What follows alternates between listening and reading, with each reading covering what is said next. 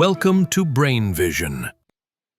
We know that the spring constant is equal to 8.99 newtons per meter, and we need to look at the lowest energy transition for the harmonic oscillator.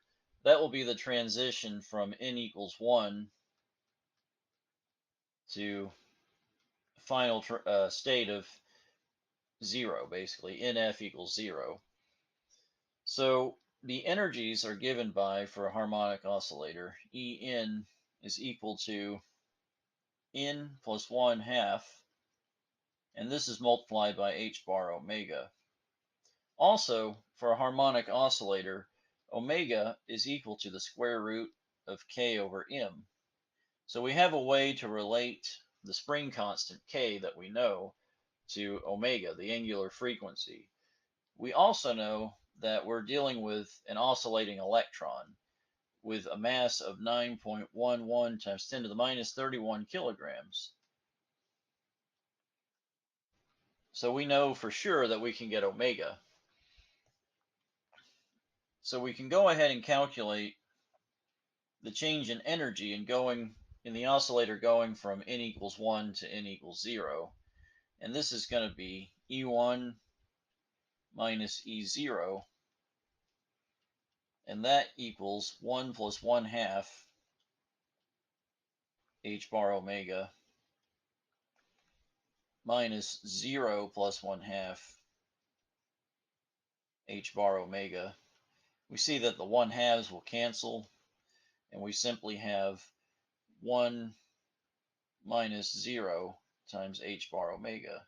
And so the transition is just equal to h bar omega, and we can substitute for omega and write h bar k over m.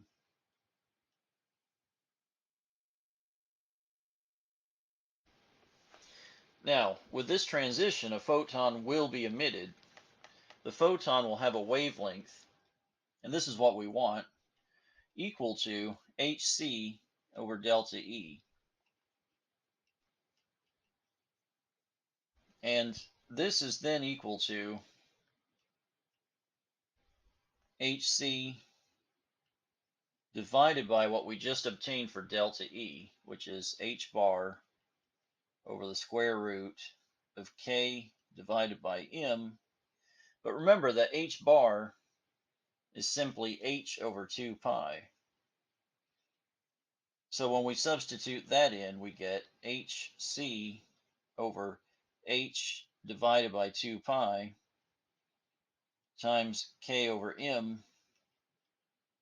So these two h's will cancel. This factor of 2 pi will actually go to the numerator up here, and we have now 2 pi c times actually m over k under a square root. What has happened is that this fraction under a square root has flipped since it was in the denominator. So we now have an equation for the wavelength of the photon emitted. Lambda equals 2 pi c times the square root of mk, and we can substitute the values that we know. So we have 2 pi, which we know, times the speed of light, 3 times 10 to the 8th meters per second, times the square root of the electron mass, 9.11 times 10 to the minus 31, and that's in kilograms, divided by the spring constant, which was 8.99 newtons per meter. When you carry out this calculation, you get that lambda is equal to 6 times 10 to the minus 7 meters.